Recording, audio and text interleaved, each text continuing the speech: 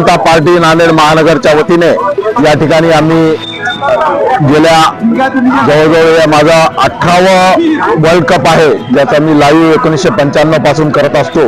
यावर्षी आम्हाला आमचे महानगरचे जिल्हाध्यक्ष अमरनाथ राजूरकर यांनी कुसुम सभागृह उपलब्ध करून दिल्यामुळे पहिल्यांदाच आम्ही कुसुम सभागृहात हा कार्यक्रम घेतलेला होता आणि याला प्रचंड असा प्रतिसाद नांदेडकरांनी दिला। या निमित्तानं आम्ही नांदेडच्या नाव ज्यांनी महाराष्ट्रात गाजवलं अशा 200 खेळाडूंचा, क्रिकेटपटूंचा या ठिकाणी आम्ही सत्कार सन्मान केलेला होता।